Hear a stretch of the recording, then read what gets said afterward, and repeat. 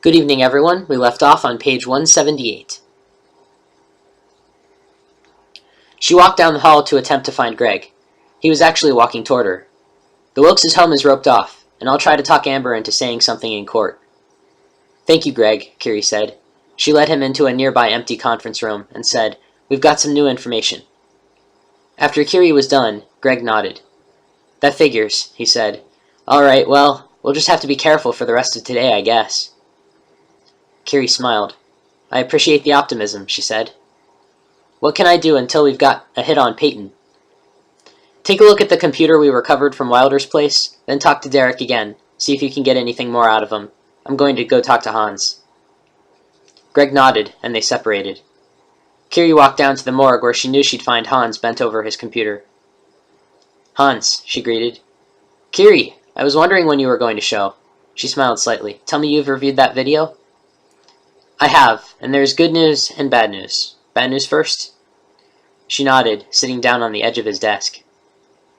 His eyes are not uniform in dilation, he said, and pulled the video up on the screen. He pointed to Connor's eyes. His right eye's more dilated than his left, and he's blinking too often. He's got a slight slur of speech. What that tells us is that he's got a bad concussion. He's also short of breath. It's possible he's got fluid in his lungs, or that something is putting pressure on his chest. Kerry stared at Hans, hoping he would give her some kind of evaluation as to what this meant for Connor's condition and chances of survival. Her silence was clearly making him uncomfortable, and he started to stutter slightly. What I'm saying is, he pursed his lips before continuing. It's very easy for a patient in this condition to slip into a coma. I can't guarantee that he hasn't already slipped into a coma, since this was made, he looked at his watch, about 5 hours ago. So he's getting that much more progressively worse as time goes on? How much time does this give us? Hans sighed at her demanding tone, trying to remind himself that she was under incredible stress. Same time limit. This afternoon, this evening. Which is it, this afternoon or this evening? She nearly snapped. I honestly don't know. I'm sorry. Kerry exhaled and said, All right. Good news, or weren't you done with the bad? I'm done with the bad. The good is that this cloth is behind his head. It tells us that they want him alive. The concrete probably would have accelerated the damage to his skull. I don't know if it's broken or not, but I do know that he's bleeding quite a lot. This cloth will probably slow the bleeding a bit and act as a pressure dressing, and if they did something for his head, they probably did something for his leg as well. It may be crude, but it might just keep him alive until we can find him and get some antibiotics into him. Kerry nodded. It's good, she paused. When we find him, she said, purposely emphasizing the word when, what are we looking at? In terms of medical care, he's going to need to go to the nearest hospital and probably have emergency surgery. Guessing he'll be in exponentially worse shape by the hour. He might not be conscious when you find him, and he definitely won't be lucid. He'll probably be saying things that don't make sense, so don't be alarmed. Just get him medical attention as soon as you can. I will, Kerry said with a nod. Thank you, Hans. No problem, he said with a smile. He got up and hesitated before sticking his hand out to her. It isn't what she had been expecting, but she accepted it, shaking his hand firmly. Thank you, she said again. I'll see you later. She turned and left. She heard his bye through the doors of the morgue. Kerry went to her office, not sure what else to do. If she kept pacing around her crime lab, she knew she'd wear a hole in the floor, and it was best to just let her CSIs do their jobs. They'd call her if they found something, and her hovering didn't help. But oh, how she wanted to do something. Anything. The phone rang at 0800, and she saw that the CID read, Thornbury Schools. Miss Gregory, what can I do for you? She answered, not even making eye contact with the screen once she accepted the call. Good morning, Lieutenant. We normally have secretaries call for this sort of thing, but I wanted to call myself. Am I correct in assuming the children's absence from today is excused? Yes, Kerry said, clearly thinking, I don't have time for this. May I ask when you expect the children will return? I don't know yet, Kerry answered simply. Look, I'm very busy, and I don't have time to... I'm sure you are very busy, Lieutenant. I heard the news report yesterday. I know you must be exhausted. But you must have a lot of work to do. But my job is to supervise the education of the children, and I need to know when they'll return. I can't give you an answer, Miss Gregory. I assure you, when I can, you'll be the first to know. You have my number. Goodbye. She hung up and clipped the phone back to her belt. She was seriously starting to despise that woman. She spent the next few hours looking over paperwork absently. She didn't really read any of it.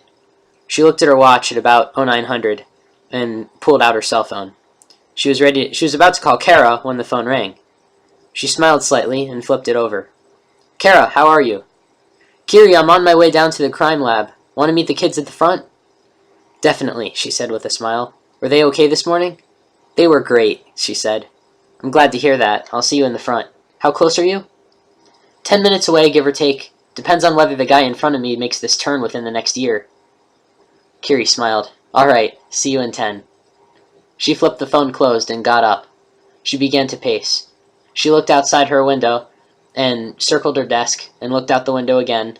She monitored her team's progress on her computer screen, looked out the window, finally left the office and headed to the front of the building. Kara's car pulled up and Aiden and Patrick hopped out. Patrick carried Quigley in his arms. Kara rolled down the window. We stopped by a drugstore and got some coloring books and a few action figures. I know you have video games in the lounge. All their things are in their backpacks. Thank you so much, Kara, Kerry said with a smile, taking her boys by the shoulders and pulling them close. It was no problem. See them tonight? Maybe, Kerry said. Kara nodded. All right then. Bye, Patrick. Bye, Aiden. Bye, the boys yelled. Kara's window rolled up and she pulled away. Well, ready for a day at the crime lab? Kerry asked them. Yeah, Aiden said enthusiastically. Patrick said nothing. They walked into the building and rode the elevator to the lounge. Once inside, the boys immediately put their bags down and turned on the television. Patrick dropped Quigley on the couch, and the puppy promptly jumped down and started sniffing everything. Is Sarah coming back to stay with us? Aiden asked. I think she's a little busy, buddy, but I'm going to stay with you until someone else gets here. Then I'm going to go to work. Aiden nodded. Mom, can I talk to you for a minute? Patrick asked. Of course, Kerry said with a smile, and motioned for him to follow her. You stay here for a minute, Aiden. We'll be right outside. Once outside, Kerry addressed her older son. How are you doing? I'm fine, he lied. Do you know anything new? I know you left early this morning. Did you find him? Not yet, honey, she said. We do know something new, though, and it'll probably help us find him very soon. I've just got to keep working on it, so you'll have to be good and watch over your brother and Quigley, okay? Yeah, Patrick said. I'll make sure he doesn't know. That's a good boy, she said, ruffling his hair. Now go back in. I need to make a few phone calls before I come back. I have to get someone here to watch you. He nodded and obeyed. A few minutes later, 2 guards were at the door and Spencer walked up to Kerry. Kerry, reporting for duty, he said with a smile. About time, she joked and gave him a quick, friendly hug. Thanks for pulling a double for this. He chuckled. It's not a problem, he said.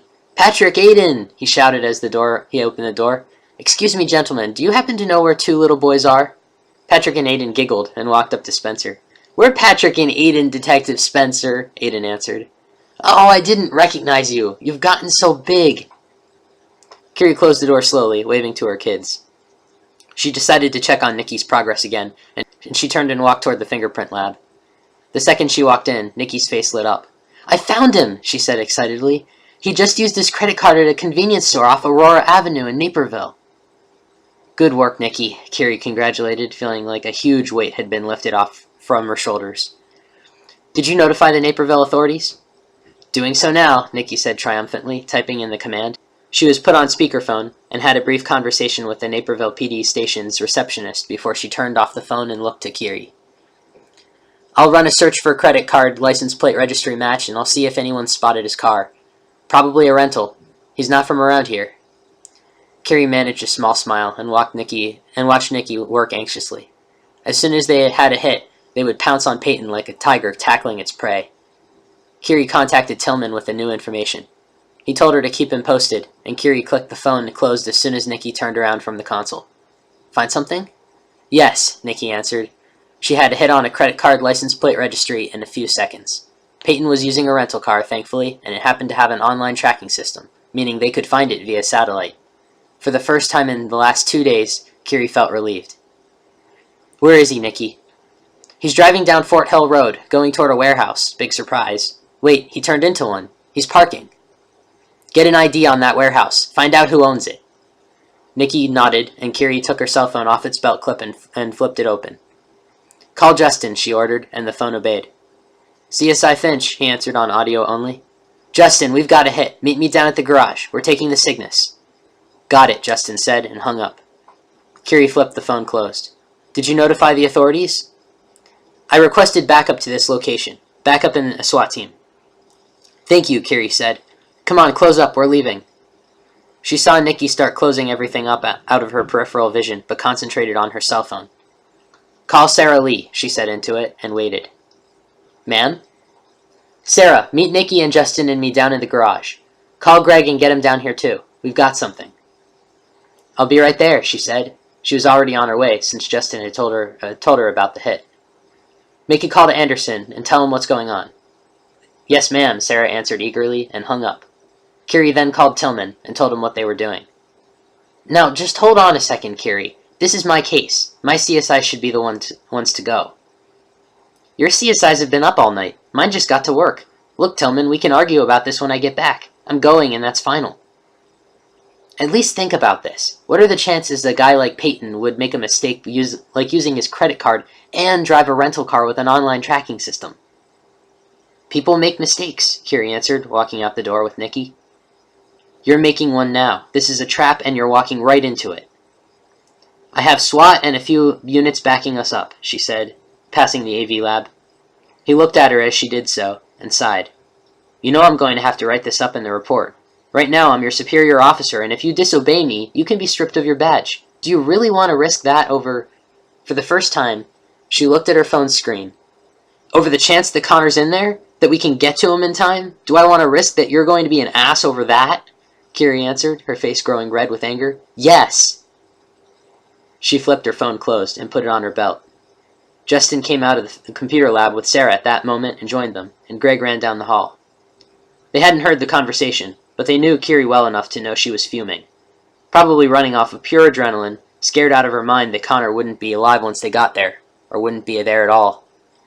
They walked with her toward the elevator, the entire team standing with her for better or worse. Kerry checked her service weapon on the way out of the building. Her team did likewise, and they entered the garage from the outside, where the Cygnuses were kept. The fastest cars in the police force, the Cygnus could hover at 193.21 kilometers per hour. That was almost half as fast as a race car hovered, and that was saying something. SWAT and a few units are meeting us there, Kerry explained. We're going to a warehouse off of Fort Hill Road. Nikki sent the coordinates to the Cygnus. In absolutely no circumstances do we approach any empty cars. Understood? They nodded, Greg especially. Good. Greg, Sarah, go with Nikki. Justin, you're with me. Let's move, people. We'll read more tomorrow.